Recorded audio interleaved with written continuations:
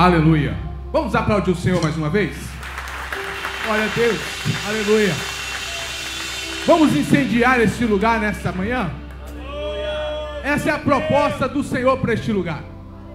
Pode tomar o seu assento, mas não desconecte do céu. Nós precisamos transformar esse ambiente em um lugar onde a glória de Deus se manifeste. Porque o Senhor não se impressiona com a beleza pela quantidade de pessoas. Nada disso impressiona o Senhor. O que impressiona a Deus é um coração quebrantado. O que chama a atenção de Deus é a nossa sede pela sua presença e pela sua glória. Enquanto o louvor louvava a Deus, e repetidas vezes, o nosso irmão Jair aqui disse: incendeie este lugar. Esse desejo ele deve arder no nosso coração como uma chama. Porque nós viemos aqui única e exclusivamente para nos enchermos da presença de Deus. É isso que difere este lugar dos demais lugares aonde nós vamos. Esse lugar não pode se assemelhar ao nosso local de trabalho. Esse lugar não pode se assemelhar à nossa casa. Esse lugar não pode se assemelhar à escola onde os nossos filhos estudam. Esse lugar não pode se assemelhar a nenhum outro lugar. Porque essa é a casa de Deus. É onde o Senhor tinha liberdade para atuar no meio do seu povo. E eu quero acreditar que aqui nesse ambiente existe um povo pentecostal que conhece a Deus, que tem intimidade com Deus e que mais do que isso tem sede de Deus. Será que tem alguém aqui nessa tarde que está sedento de Deus? Será que tem alguém aqui como eu que veio nesta manhã para receber mais da parte de Deus, para estreitar essa comunhão, esse relacionamento? Porque nós aprendemos quando nós aceitamos a Cristo, que uma vez recebendo Cristo em nossa vida, nós não conseguimos mais viver sem Ele. Nós podemos viver sem o dinheiro, nós podemos viver sem a saúde, nós podemos viver até sem paz, mas sem Deus nós não podemos viver. É isso que nos move, é isso que mudou a história da nossa vida. Cada um tem uma experiência individual, cada um teve uma maneira como encontrou Jesus ou como por Jesus foi encontrado. E nós precisamos ter isso em nossa mente. Nós precisamos reacender essa chama. Porque o que nos faz estar diante de Deus é saber quem Ele é e o que Ele fez por nós. Esse culto ele é orgânico. Então muitas das vezes nós temos uma programação, mas a programação maior e melhor e mais eficiente quem faz é Deus. Porque eu não sei o que você precisa, eu não sei do que tua alma carece nesse dia, mas eu quero dizer a todos vocês que nós estamos diante de um Deus que conhece a necessidade de todos. Não há uma só pessoa que está aqui nesta manhã que está esquecida de Deus. Deus te conhece, Deus sabe qual é o propósito do coração de cada um. Deus sabe por que caminho você tem caminhado, Deus sabe quais são as lutas que você tem lutado, mas eu quero te dizer nesta tarde, para alegrar o teu coração, que o Senhor está aqui para te dar força, o Senhor está aqui para te dar fortaleza, o Senhor está aqui para mudar a situação, por mais pior que ela seja. A esperança em Cristo, a esperança na pessoa bendita do nosso Salvador. E eu gostaria que você cresce nesta tarde. Os louvores, Deus já está falando conosco. Eu já ouvi a voz de Deus. Eu já senti a presença de Deus neste ambiente. Eu já fui tocado pelo Espírito Santo. E eu quero crer que não foi só eu. Tem mais alguém aqui que foi tocado, que sentiu a presença de Deus? Então, pelo amor de Deus, glorifica o nome dEle nesta tarde. Glorifica o nome dEle nesta tarde. Nós não estamos em um teatro, nós não estamos em uma sala de cinema, nós estamos na casa de Deus, nós estamos no lugar sagrado, nós estamos no lugar que é chamado casa de oração, é onde a sua alma vem, é alimentada, é onde você sai daqui mais fortalecido para continuar caminhando com Deus e sendo abençoado no seu dia a dia. É uma batalha, é uma luta, porque nada acontece de forma automática. É bem possível que alguns venham à casa de Deus, participam da liturgia e voltam para casa da mesma forma que chegou.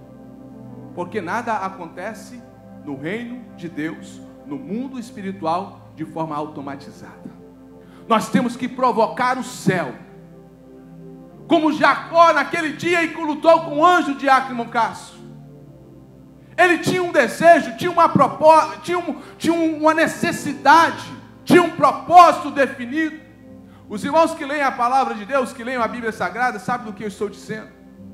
Jacó, no momento mais difícil da sua vida, ele luta com o anjo durante toda uma noite, porque ele queria uma única coisa: ele queria mudança.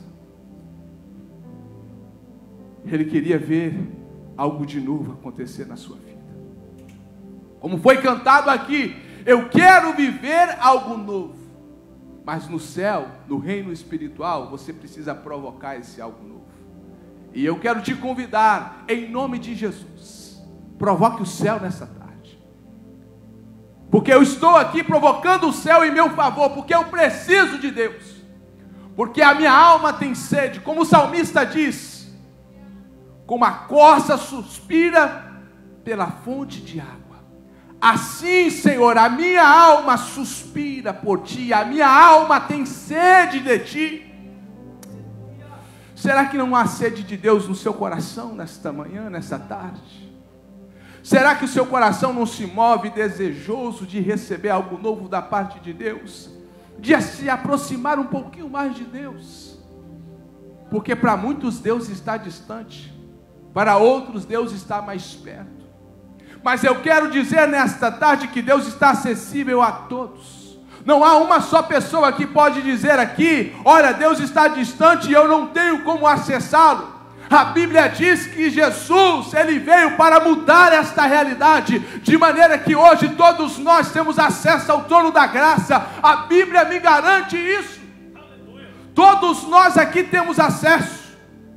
Talvez alguém pode dizer: mas pastor, o senhor não conhece a minha história.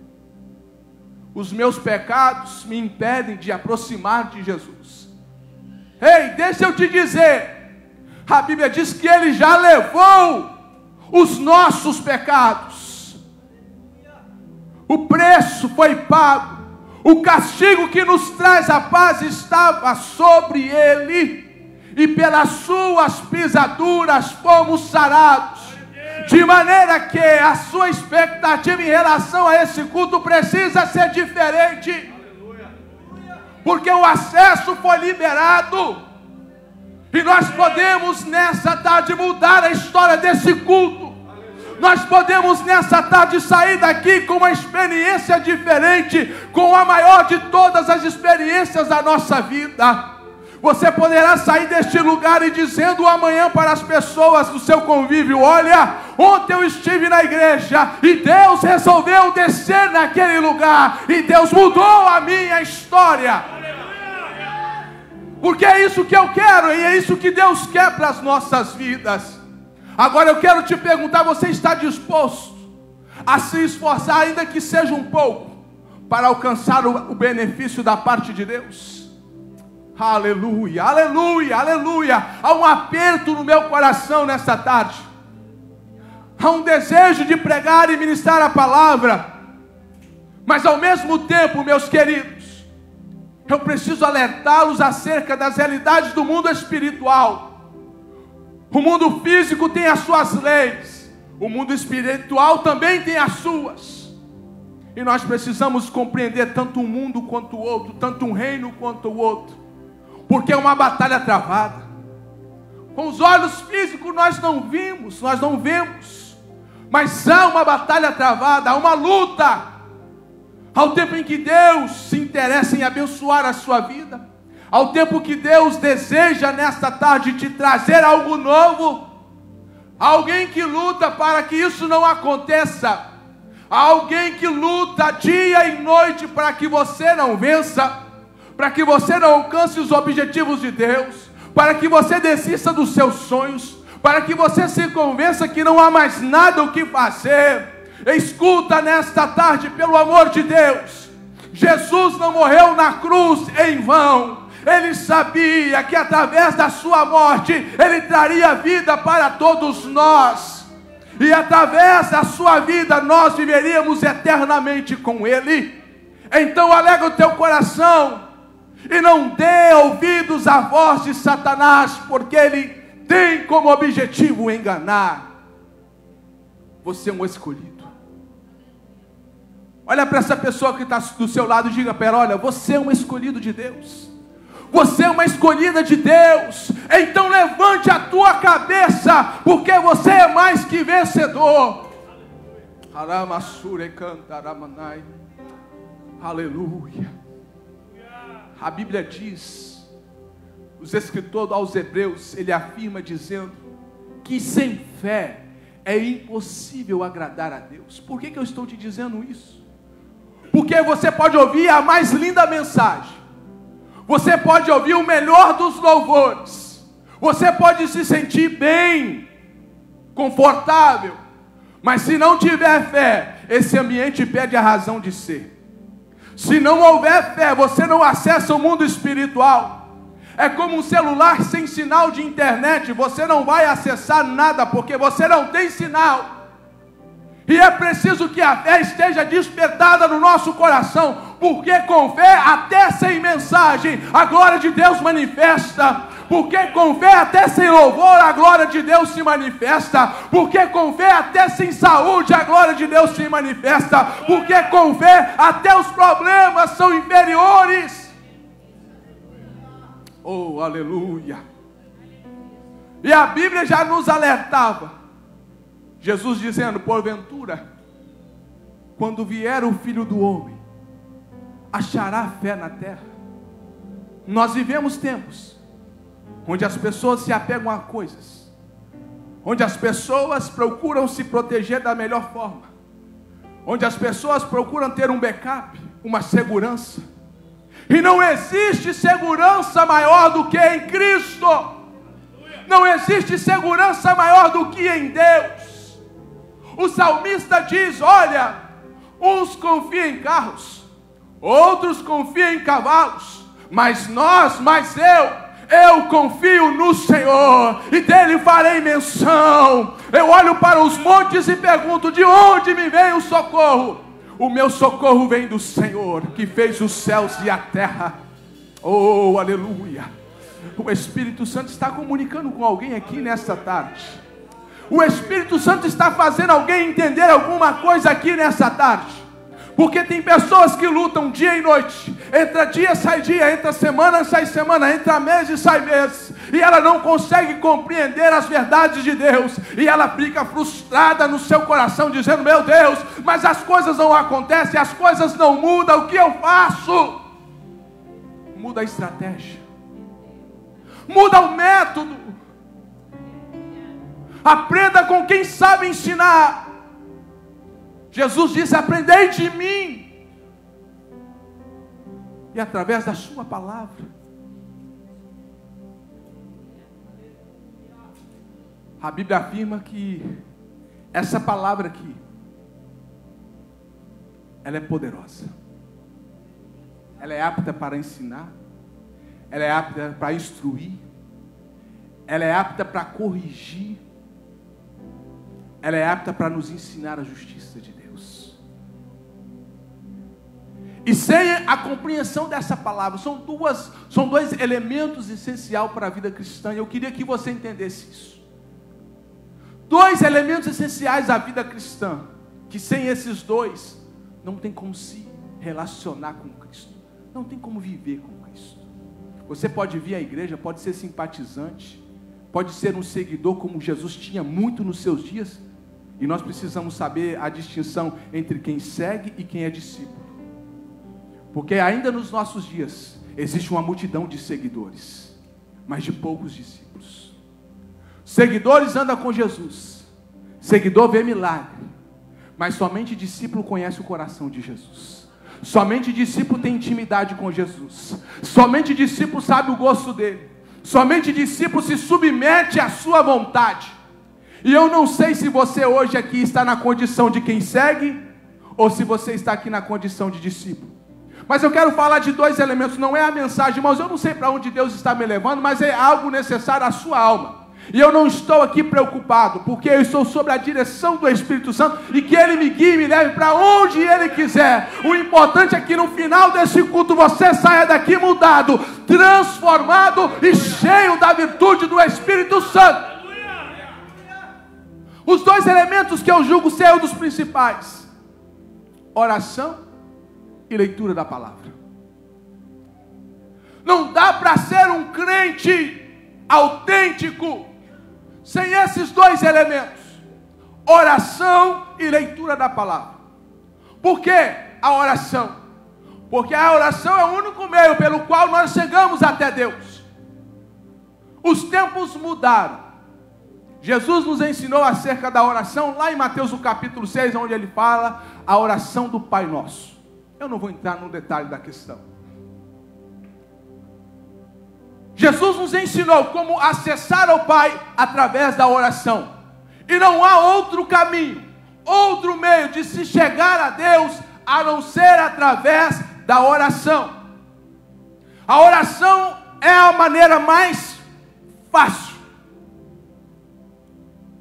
Os tempos mudaram. O homem modernizou. E nós nos atualizamos. Nós já não somos os mesmos do tempo em que a igreja deu os seus primeiros passos, há mais de 2000 anos atrás. Muitas coisas mudaram. Nós vivemos na era da tecnologia, redes sociais, internet numa velocidade jamais vista. Isso nos enche os olhos. Isso facilita a vida.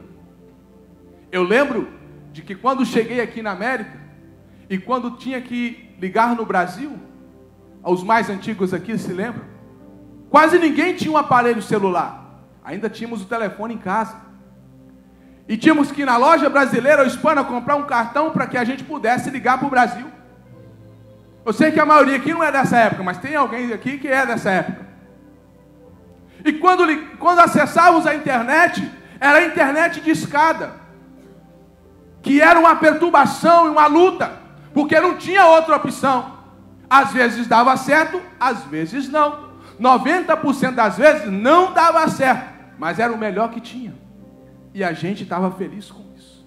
Hoje nós temos um culto ao vivo. Olha como as coisas mudaram. Em tempo real, as pessoas estão nos vendo. Em tempo real, as coisas estão acontecendo. A modernidade chegou para melhoria, para benefício da humanidade. Mas, com tudo isso, a maneira que nós usamos para chegar a Deus ainda continua a mesma. Porque Deus não tem Instagram, Deus não tem Facebook, Deus não tem WhatsApp. Mas existe um caminho que Deus preparou já de muito tempo atrás, que ainda é o mesmo. E mesmo sendo um caminho antigo, ele é melhor do que a internet. A internet falha. Hoje mesmo aqui durante o culto teve um momento em que a internet deu lá suas falhas. Mas a oração, a partir do momento em que nós encurvamos a nossa mente, ou que nós ajoelhamos, ou que nós deitados, não importa a condição, no momento em que nós resolvemos falar com Deus, não importa a situação, Ele está pronto para nos ouvir. Aleluia! Não tem desculpa de alguém dizer: olha, não estou sentindo Deus, não estou conseguindo ver Deus, mas você consegue falar com Deus. Abra a tua boca, abra o teu coração e fale com Deus. Ah, mas eu não consigo falar. Mas deixa eu te falar algo aqui nesta manhã, nesta tarde. Deus consegue traduzir até o seu choro em palavras, de maneira que os nossos gemidos, quando nos falta a palavra, Ele sabe o que deseja o nosso coração e o que precisa a nossa alma. Como não adorar a um Deus desse tão maravilhoso, que a Bíblia diz que antes mesmo que saia uma palavra da nossa boca, Ele conhece aquilo que está expresso no nosso coração. É esse Deus que está cuidando de ti. É esse Deus que está cuidando dos seus que estão longe. É esse Deus que está nos guardando sobre a palma das suas mãos. Dá para sentir esse cuidado de Deus aí? Dá para sentir esse amor de Deus? Por Porque a Bíblia diz que nós temos a paz que excede todo o entendimento. Aleluia. Que paz é essa? É a paz que no meio da guerra nós estamos caminhando tranquilos. É a paz que no meio dos momentos difíceis da vida nós podemos dizer: caminhando estou com Jesus. E eu posso ter paz porque eu não dependo das circunstâncias, eu dependo dele. Ele que cuida. Jesus disse: olha, tenho-vos dito isso, para que em mim tenhais paz. No mundo tereis aflição. E quem não tem? Tem alguém aqui que não tem aflição? Mas Jesus, ele diz: olha, mas tende bom ânimo, porque eu venci o mundo. Ei, tende bom ânimo. Está difícil, continua caminhando. Você não consegue ver uma luz no fim do túnel, continua caminhando, porque você não precisa de ver a luz, você é a luz. Aleluia. Ela habita dentro de você. A nossa expectativa e a nossa esperança não estão nas coisas, está em Deus. De maneira que não importa o que os governos do mundo decidam, a nossa esperança está nele. Não importa o que o Banco Central Mundial diga, a sua esperança está nele. Está entendendo? Está entendendo? A sua dependência não está no homem, está no Jeová Jiré, o Deus provedor. Entenda aqui, ó, pelo amor de Deus. Tem gente sofrendo desnecessariamente. Tem gente perdendo noite de sono desnecessariamente. Tem gente tomando remédio para ter paz desnecessariamente. Tem gente aflito e oprimido desnecessariamente. Tomai sobre vós o meu jugo e aprendei de mim, que sou manso e humilde de coração, e encontrarei descanso para a vossa alma. Quem disse isso não foi o homem, quem disse isso foi Deus. E quando Deus disse, está dito. Mas pastor, por que o senhor está transformando esse culto numa mensagem como essa? Porque a sua vida volta ao normal à medida que, a hora que você passa por essas portas. A hora que você entrar no seu carro e voltar para a sua casa, a sua vida volta ao normal. E esse lugar é o lugar que faz diferença. Aleluia. Porque a normalidade volta, mas Deus está contigo nela. Aleluia. Porque aqui estamos bem arrumados, bem vestidos, alegres, sorridentes e cantando, mas a realidade lá fora pode ser diferente. E eu quero que você volte lá para fora, não como um perdedor, mas como um vencedor, como alguém que tome posse da verdade e vive sobre ela. Porque aquilo que Deus disse a seu respeito não é mentira. Como aquele louvor que foi cantado. O que o Senhor diz a seu respeito há de se cumprir. Ele é Deus de aliança, e as suas promessas permanecem, porque Ele mesmo declarou: passará os céus e a terra, mas as minhas palavras não hão de passar. E sabe qual é a palavra de Deus ao seu e ao meu e ao nosso respeito? São palavras de bênção, são palavras de vida, são palavras de prosperidade, são palavras de vida abundante. Aleluia! Eu sirvo um Deus que Ele nos dá a capacidade de ter vida abundante. Sabe o que é vida abundante? A vida por si só já é boa. Agora imagina a vida abundante. Em Presbítero Lúcio, eu sou testemunha viva de que Deus faz muito mais do que aquilo que pedimos e pensamos. E eu quero te perguntar aqui nessa tarde: se Deus tivesse dado aquilo que você queria, você estaria satisfeito? É por isso que Ele não te deu. Porque melhor do que eu, melhor do que você, Ele sabe o que é melhor para nós. Ah, Senhor, eu queria somente isso, mas Ele te deu mais. E hoje você tem mais, sabe por quê? Porque não foi escolha sua, porque foi escolha dEle. Entenda uma coisa aqui: se Ele sabe o que é melhor para nós, por que não confiar nele? Por que não depender dele? Por que não esperar nele? Porque fé é isso. Fé é o firme fundamento das coisas que se esperam. Eu não estou vendo, não estou pegando, mas eu estou certo que existe. Estou certo que é para mim. Estou certo que Ele me deu. E a prova das coisas que se esperam, ou seja, já foi determinado, já está nas minhas mãos, já está assinado e transferido para o meu nome. Mas aonde está? Não sei. Eu sei que é meu. Eu sei que Ele me deu. E eu já tenho posse. Em Cristo eu sou mais que vencedor. Nós somos herdeiros de Deus. E não é eu que estou dizendo. A Bíblia afirma que nós somos herdeiros de Deus e co-herdeiros com Cristo. Mas você se parece com quem tem uma herança? Você se comporta como quem tem uma grande herança? Você age como alguém que tem uma herança que o mundo não pode contar? Seja sincero. Quem já ouviu falar de Elon Musk? Levanta assim com a mão. Perto de você é um mendigo, pobre, miserável. O pastor creu. Viu a diferença? É verdade ou eu estou mentindo? Segundo a palavra, a não ser que ele tenha aceitado Jesus. Aí nós estamos em par de igualdade. Mas se não, coitado dele. Viu a dificuldade de se correlacionar com o mundo espiritual? É porque a nossa expectativa está dentro da visão terrena.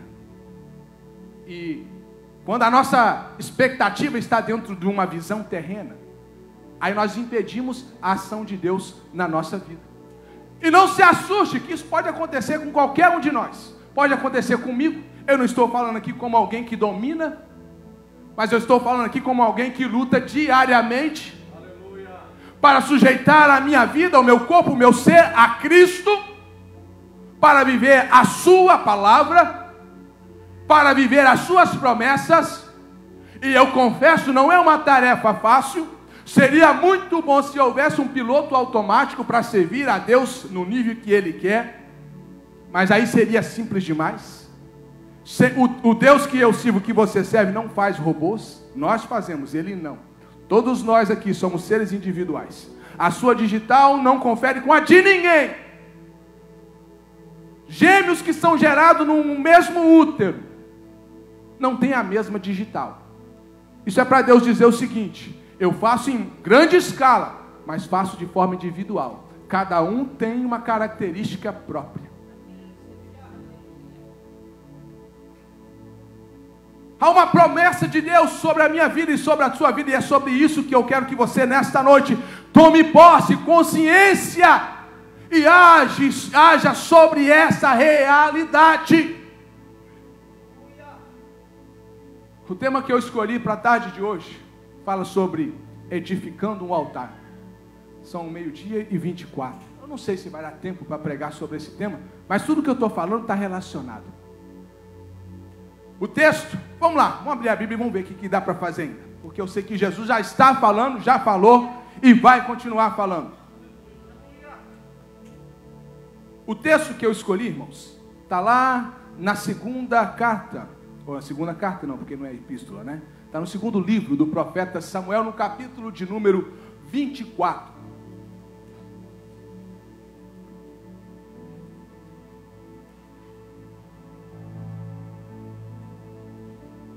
Quantos estão alegres aqui nessa tarde? Amém, irmãos? Amém. Aleluia. Isso aí, irmãos. Vamos estar alegres com Jesus. Porque com Ele nós não temos motivo algum para não estarmos tristes. Segundo Samuel, no capítulo 24, versículo 1 e versículo 2. Vamos ficar só nesses dois versículos para adiantar. Segundo Samuel 24, 1 e 2. Já está ali na tela. E a ira do Senhor se tornou a acender contra Israel. Vírgula. E ele incitou a Davi contra eles, dizendo: vai, numera a Israel. Vamos saltar lá para o versículo de número 18 e versículo 19. Sei que para quem não tem muita familiaridade com a Bíblia vai ficar um pouco meio perdido, mas eu te recomendo, assim que chegar em casa, abra no capítulo 24 de Samuel e leia todo o capítulo, você vai entender. E eu vou tentar explicar aqui com o tempo que eu tenho. Versículos 18 e 19. E Gade veio naquele mesmo dia a Davi e disse-lhe: sobe, levanta ao Senhor um altar na eira de Araúna, o Jebuseu. Davi subiu conforme a palavra de Gade, como o Senhor lhe tinha ordenado. Meus queridos, há um desejo, popular, que diz assim: inteligente é aquele que aprende com seus próprios erros, mas sábio é aquele que aprende com os erros dos outros. E esse é um dos desejos mais certos que existe. É uma verdade. Porque é muito melhor, é muito mais prudente para o homem observar os comportamentos das pessoas e, em cima dessa observação, trazer para a sua vida aquilo que é bom, aquilo que de fato trará algum benefício para a sua vida. E a Bíblia Sagrada, ela está cheia de exemplos de homens e mulheres que serviram a Deus e que em dado momento tiveram comportamentos e atitudes honrosas, que glorificaram a Deus e que serviu para nós de grande incentivo. Mas também, em outro momento, tiveram atitudes impensadas e irresponsáveis, que trouxeram sobre si dores, juízo da parte de Deus e sofrimento desnecessário. E a história do texto em que eu escolhi para falar com os irmãos nesta tarde, fala exatamente disso. Davi, o grande rei, um grande estadista, por que não dizer o maior conquistador de Israel? Os irmãos que leem a Bíblia sabem que quando o povo de Israel deixou o Egito e caminhou pelo deserto, e nessa caminhada de 40 anos, eles chegaram até o destino, a terra de Canaã. Terra essa que a Bíblia diz, terra que manava leite e mel. Uma terra diferenciada, uma terra de bonança, uma terra de prazeres, uma terra onde a escassez não existe. Uma terra produtiva. Porque quando a Bíblia diz terra que manava leite e mel, nós podemos entender que é uma terra cuja agricultura diferenciava dos demais países. Israel chega na terra prometida. Porém, a Bíblia vai dizer que, muito embora a terra era muito boa e tinha todas essas coisas, e tudo que Deus disse que a terra tinha, de fato, eles encontraram, porém a terra tinha gigantes. E quando Josué chega a Canaã, ele começa então o período da conquista, de conquistar aquele espaço, aquele território geográfico. E Josué, com tamanha disposição, com a graça de Deus e com o poder do alto, ele começa a conquistar a terra, começa a vencer os gigantes, começa a ganhar espaço territorial, e então Israel se estabelece como nação. Passa o período de Josué, entra um período que a Bíblia chama de o período dos juízes. E é nesse período que Deus vai levantar homens, como levantou Sansão, como levantou também a Gideão e tantos outros, com a mesma missão, conquistar a terra da promessa. O tempo passou, e um dado momento Israel deseja a nação que não tinha um monarca, que até então Deus era quem ditava as ordens, era quem governava sobre a nação. Mas a nação não queria mais esse sistema de governo. Israel agora deseja uma monarquia como os demais governos que existiam em sua volta, como as demais nações. E então eles levantaram um homem para ser rei, um homem chamado Saul. Deus permitiu que Israel fizesse dessa forma. Saul, por um bom tempo, governou, fez o que era reto aos olhos do Senhor. Até um dia em que ele resolveu mudar os rumos. Até o dia em que ele resolveu tomar a rédea e dizer: Senhor, deixa que agora eu resolvo. E isso fez com que Saul saísse completamente do centro da vontade de Deus, ao ponto dele ser rejeitado por Deus. E nós conhecemos a história, eu vou adiantar. Aí a Bíblia diz que Deus levantou um menino por nome Davi, um menino que já desde novo, desde adolescente, chamava a atenção de Deus. Porque Deus vai dizer ao profeta Samuel, quando Deus rejeita a Saul, dizendo: Samuel, eu já rejeitei Saul porque ele me desobedeceu, mas já tenho levantado um homem que é segundo o meu coração, Davi, o filho de Jessé. Então Deus levanta a Davi, e nós conhecemos a história de como na sua adolescência Deus já o usara de maneira poderosa. E a Bíblia diz que em um dado momento ele assume o trono de Israel. E não houve conquistador, homem de guerra, mais capacitado, mais destemido como Davi. As nações temiam a Davi porque Deus era com ele. Porque ele era um homem segundo o coração de Deus. Porque ele era um homem que não era vencido pelo medo, porque ele sabia quem estava com ele. Não existia batalha que ele não vencia, porque ele sabia que ele não ia segundo a sua força, mas ele ia segundo a força de Deus. Lembra do episódio com Golias?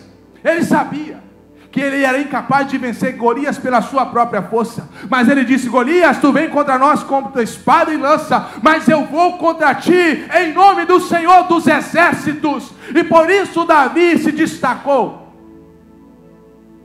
E a Bíblia diz que durante o reinado de Davi, ele conquistou todas as terras, de forma que não faltava terra mais para Israel, eles tinham abundância de terra. Mas a Bíblia diz que em um dado dia, olha só irmãos, em um dado dia, Davi tem uma ideia, que aos nossos olhos parece ser uma ideia inocente, mas era a pior das decisões e a pior das ideias. Só que não era uma ideia que surgiu do nada. Coloca o outro texto lá de 1 Crônicas 21:1, que é o mesmo versículo, porém em outro livro. Por isso eu falei no início a importância de se ler a Bíblia, porque só conhecemos a Deus, o que Deus gosta e o que Deus não gosta, através da sua palavra. É o mesmo versículo, tá? 1 Crônicas 21:21 é o mesmo que 2 Samuel 24:1. Lá em Samuel diz: e a ira do Senhor se tornou a acender contra Israel. Eu falei vírgula. E ele incitou Davi. Quem incitou Davi? Olha lá o nome dele. Versículo 1. Então Satanás se levantou contra Israel e incitou Davi a numerar Israel. Irmãos, olha que perigo. Quando eu falei que nós estamos vivendo um mundo espiritual, é a realidade, nós precisamos tomar cuidado com isso. Davi, num certo dia, acordou pela manhã, talvez tomou aquele café, porque era rei. Com certeza a vida de Davi era uma vida abastada. Tomou aquele café da manhã, resolveu talvez algumas coisas, e de repente, uma ideia. Uma luz se acendeu. Rapaz, acho que eu vou mandar contar Israel. Só que ele não sabia que quem acendeu essa luz na sua mente não era Deus, era Satanás. Irmãos, e o perigo, porque nós estamos falando de história, mas nós não vivemos de história. E Satanás se levantou contra Israel e incitou Davi.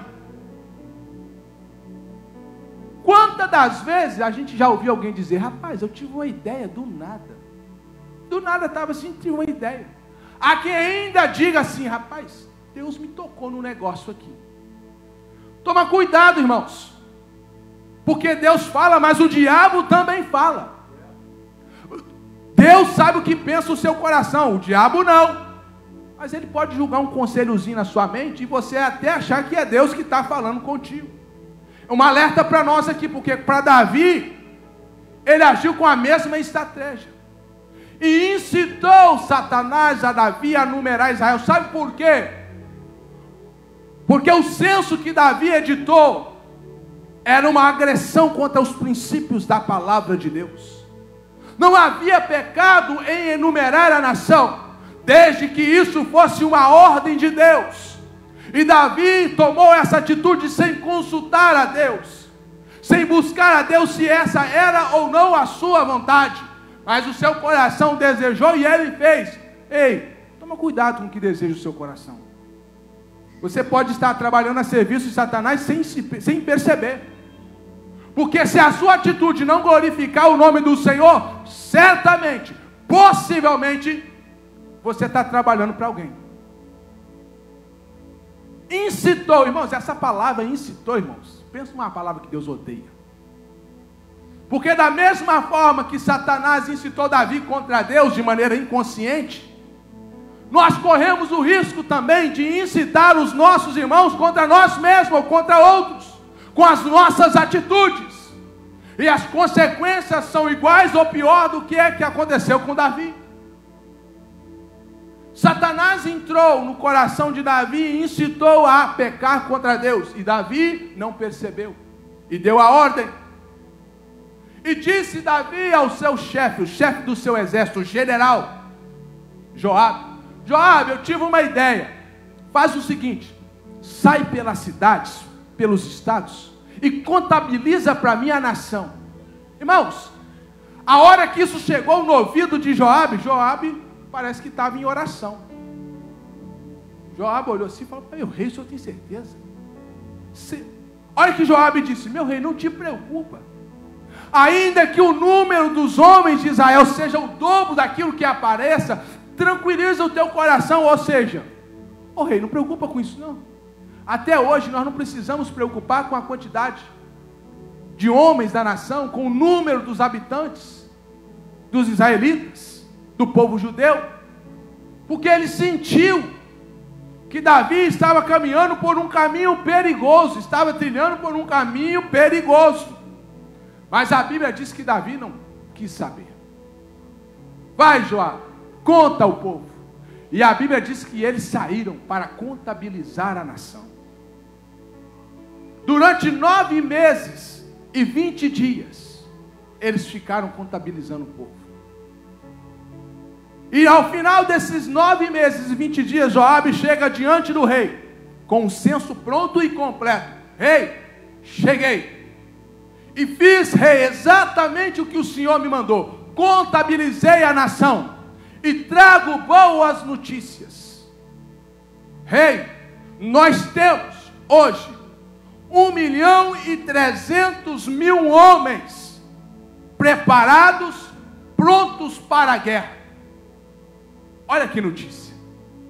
Talvez Davi pensou que fosse menos, porque para um exército, para uma nação, um exército poderoso é garantia de segurança.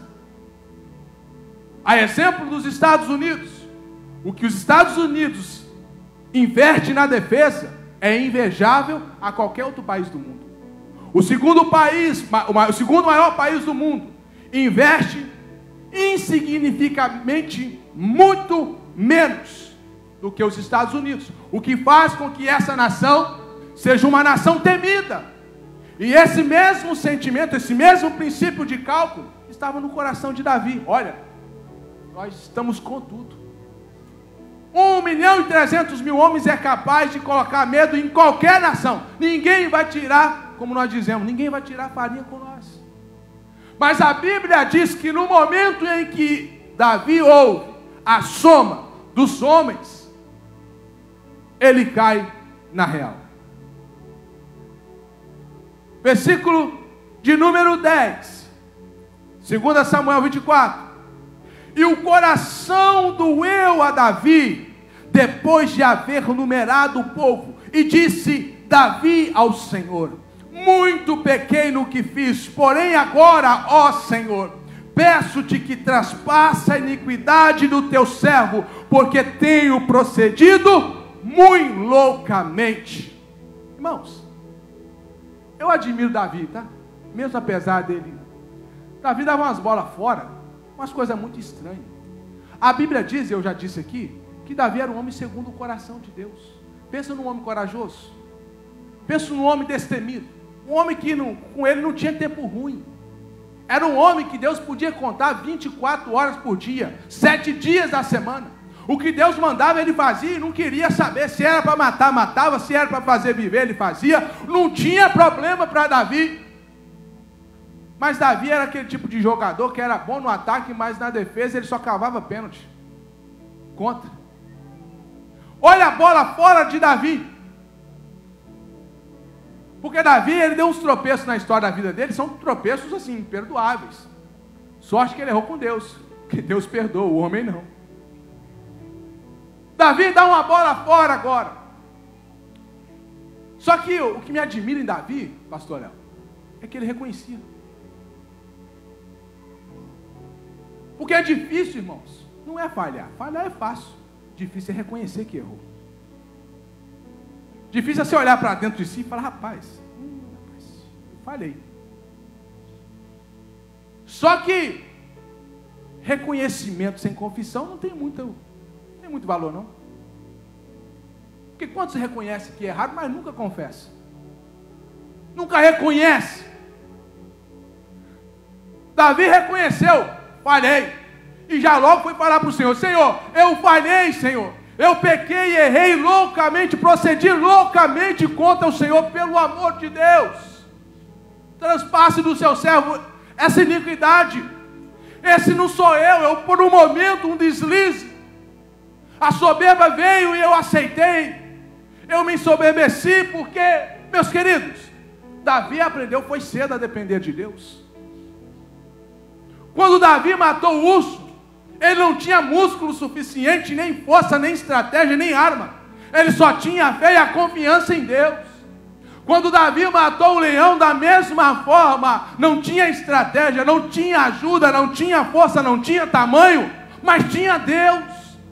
Quando Davi matou Golias, ele não tinha capacidade, não tinha armamento. Tentaram colocar sobre ele a couraça, a roupagem de guerra de Saul, não serviu.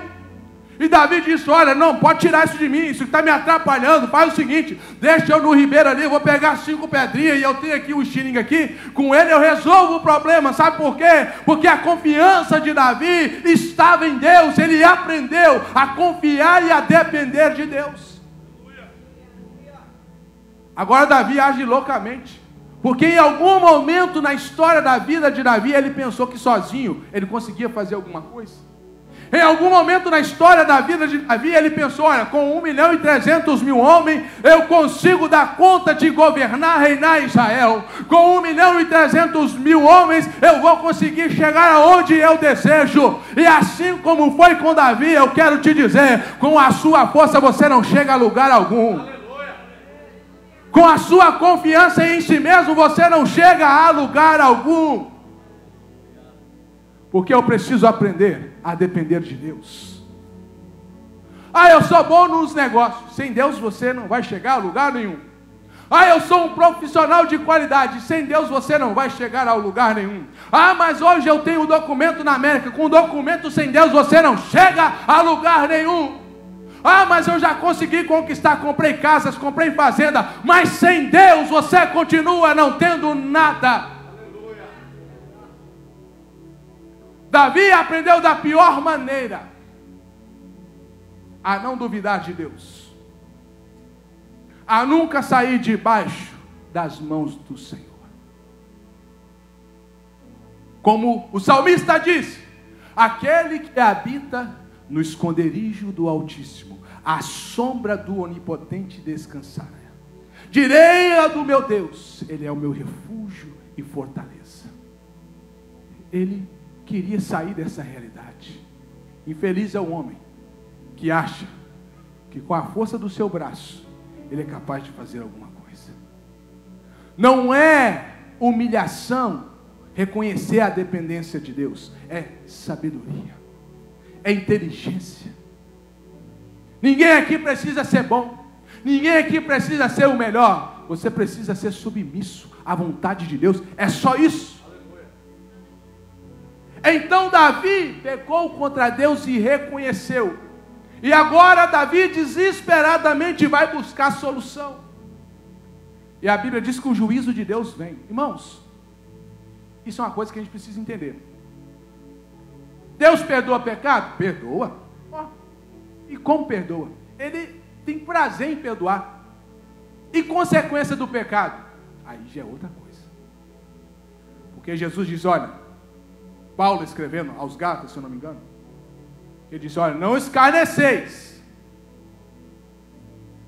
O Deus que você serve não brinca. Porque certamente o que o homem plantar, ou o que o homem semear, certamente colherá. Então Davi agora tem que lidar com o quê? Com a consequência do seu erro. E ele vai dizer, Senhor, o que eu faço? E aí Deus usa o profeta Gade, dizendo, vai e diz a Davi, assim diz o Senhor, 3 coisas te ofereço, escolhe uma delas para que te faça. Veio, pois, Gade a Davi e fez-lhe saber e disse, queres que 7 anos de fome venha sobre a tua terra?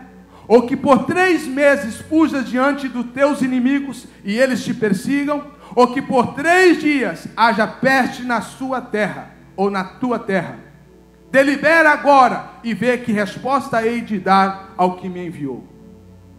O profeta chega até Davi dizendo, Davi, o Senhor mandou te trazer uma resposta acerca da sua inquisição. O que você quer? E Davi era inteligente e disse, eu não caio na mão do homem. O homem é sem misericórdia. Que caia eu na mão de Deus. Foi a resposta de Davi. E a Bíblia diz que Deus deu a ordem a um anjo. E a Bíblia diz que o anjo chegou para trabalhar. Num dia, 70 mil homens morreram. Através da mão de um homem. De um anjo, melhor dizendo. A inconsequência de Davi custou a vida de 70 mil homens. O que eu aprendo com isso? Cuidado com a sua atitude. Cuidado com seus atos. Porque se você pagasse sozinho por eles, talvez até que estava bem. Mas na grande maioria das vezes, os nossos atos trazem consequência para nós e para quem está em nossa volta. Isso é sério. 70 mil homens, 70 mil vidas poderiam ter sido poupadas se Davi tivesse tido a atitude certa. E a Bíblia diz que quando o anjo se aproximou de Jerusalém e Davi viu a fúria do anjo, ele clamou ao Senhor.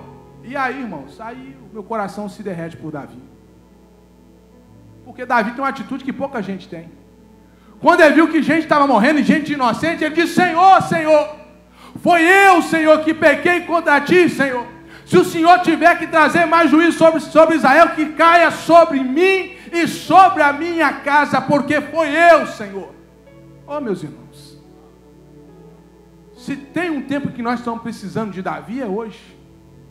Alguém que no meio do juízo reconhece que ele é o culpado. Alguém que no meio da fúria de Deus reconhece, mesmo sabendo que a consequência será terrível, não permite que o justo, não permite que o inocente seja penalizado. Davi reconhece, Senhor, é comigo que o Senhor tem que tratar. Não traga sobre Israel juízo, Senhor, mas penalize a mim, porque eu pequei contra ti. Se essa fosse uma realidade nos nossos dias, muito sofrimento seria evitado. Porque muitas das vezes, nós somos o causador do problema, mas estamos apontando, ó, foi fulano. Ah, mas se não fosse, mas se fulano tivesse feito isso, isso não tinha acontecido. Ei, assuma os seus erros. Porque Deus se compadecerá de ti. Reconheça, para que a mão do Todo-Poderoso estenda sobre a sua vida e Ele te dê o livramento e te conceda a vitória. Porque errar é humano. E como diz o ditado, permanecer nele é burrice. Há uma porta de escape que o Senhor abre, passe por ela. Quando Davi reconhece e quando ele assume para si o erro, a Bíblia diz então, Deus envia o socorro. Porque Deus é justo, Ele não pode deixar de agir com justiça. Mas o Deus que é justo também é Deus de misericórdia. Ele tem uma porta de escape, não importa qual seja o tamanho do seu erro. Ele te ama e quer te dar uma segunda chance. Ele te ama e quer te abençoar. Ele te ama e quer te ver ser abençoado e bem-sucedido. Entenda isso. Ele não é o nosso inimigo. Pelo contrário, Ele nos amou. E a Bíblia diz que a ordem vem lá no versículo 18. E Gade veio naquele mesmo dia a Davi e disse: sobe, levanta ao Senhor um altar. Esse é o tema da mensagem de hoje. Levantando um altar. Se nós observarmos a Bíblia Sagrada, do Gênesis ao Apocalipse, nós vamos ver que em momentos de conflitos, em momentos difíceis, em momentos de decisões, homens tomaram atitudes e levantaram um altar ao Senhor. Lembra de Jacó? E eu falei aqui mais cedo, quando lutou contra o anjo. Quando Jacó recebe a vitória, quando Jacó recebe o que precisava, a Bíblia diz que ele ergueu um altar ao Senhor. Erguer um altar aqui, irmãos, era uma realidade, mas para nós é um símbolo. O que é erguer um altar nos nossos dias? É tomar uma posição diante de Deus. É fazer uma escolha. É contradizer a nossa vontade, no entendimento de que é necessário mudar de direção a partir de agora, e que eu preciso estabelecer uma nova diretriz para a minha vida. Foi o que Jacó disse. Quando Jacó luta com o anjo disse: agora, a partir de agora, tu não chamarás mais Jacó, mas tu chamarás Israel, porque lutaste com Deus e com os homens e prevaleceste. Escuta uma coisa, é tempo de nós erguermos altares. É tempo de fazermos uma análise, uma introspectiva de nós mesmos, e ver se está tudo muito bem, como o salmista fez. Senhor, tu sonda-me e me conhece. Vê se há em mim, Senhor, alguma coisa que está errada, alguma coisa que não está funcionando bem. Esquadrinha os meus pensamentos, porque é bem possível, Senhor, que mesmo de forma inconsciente, eu esteja caminhando de maneira que não agrade ao Senhor. Mas se esta, Senhor, foi a minha realidade, muda, Senhor, o meu coração, muda a minha vida, transforma o meu ser, para que eu possa, Senhor, te servir em excelência. Mas isso só acontece a partir do momento em que nós tomamos uma decisão. Decisão fala de levantar altar diante do Senhor. Quando nós levantamos um altar espiritual diante de Deus, nós estamos dizendo: Senhor, a partir de agora, Senhor, eu não sou mais o mesmo. A partir de agora, Senhor, o que passou, passou, e eu quero caminhar contigo numa nova realidade. Senhor, até hoje eu tenho sido um crente mais ou menos. Até hoje, Senhor, eu tenho servido ao Senhor mais ou menos. Mas a partir de agora, Senhor, eu estabeleço, Senhor Deus, uma nova maneira de caminhar. Aonde, Senhor, eu não me conformarei em ser mais o mesmo, porque eu quero mais de Ti, Senhor. Eu quero viver para Ti, Senhor. Eu quero ser melhor para mim mesmo, Senhor. Eu quero ser melhor para o meu próximo, Senhor. Eu quero ser uma fonte de bênção. Aleluia. Glória a Deus. E quantos de nós aqui nesta tarde sente essa necessidade de levantar um altar ao Senhor? Eu não quero te constranger, nem vou perguntar, isso é entre você e Deus. Será que você é tão bom que não possa melhorar um pouco mais? Será que você é tão crente que não há necessidade de fazer um ajuste? Todos nós que possuímos um automóvel, nós sabemos que de vez em quando tem que mandar para manutenção. Ele pode ser novo, pode ser usado, pode ser velho. De tempo em tempo tem que mandar para a mecânica, para fazer uma revisão. E Deus nos chama aqui nessa tarde para uma revisão espiritual. Tem parafuso solto. Tem peça que já não está funcionando como deveria. Você está até andando, mas não está andando como deveria. Você está consumindo mais energia, mais combustível do que você deveria, porque está desregulado. Está com folga na direção, porque precisa de alinhamento, de balanceamento. Ei, Deus está falando conosco nessa tarde. Deus está nos chamando para a responsabilidade, para um particular com Ele. Porque vida com Deus, irmãos, é isso. É transformação, de glória em glória, de vitória em vitória. Sabe por quê? Porque foi falado aqui de um céu que nos espera. Foi falado aqui de um lugar aonde nós vamos morar, que a Bíblia diz que o olho nunca viu, o ouvido nunca ouviu, nem chegou no coração do homem. Quem saiu lá do Brasil, num país considerado de terceiro mundo, chegou na América, se encantou com a beleza da América. Quem saiu do Brasil foi para a Europa, se encantou com a beleza da Europa. Ei, mas deixa eu te dizer, tudo que os seus olhos viu, não se compara com aquilo que o Senhor foi preparar para nós. Então receba essa palavra em nome de Jesus. Ela pode até de alguma maneira, em algum aspecto, ela ser amarga, mas essa palavra vai te livrar da morte, vai te livrar do inferno, vai te trazer para uma realidade. É tempo de nós erguermos um altar diante de Deus. E eu quero te convidar a ficar de pé neste momento. Assim como Davi, que reconheceu os seus erros e suas falhas, eu quero te apresentar um Cristo, que um dia, Ele levou sobre si o meu e o seu pecado, para que quando nós confessássemos o seu nome, nós recebêssemos o seu perdão, a sua graça, o seu favor, a sua bondade. E o que eu quero te dizer é que os benefícios de Deus estão à nossa disposição. Aleluia. O celeiro de Deus, a despensa de Deus está aqui hoje diante de nós. O que você precisa? O que precisa a sua alma?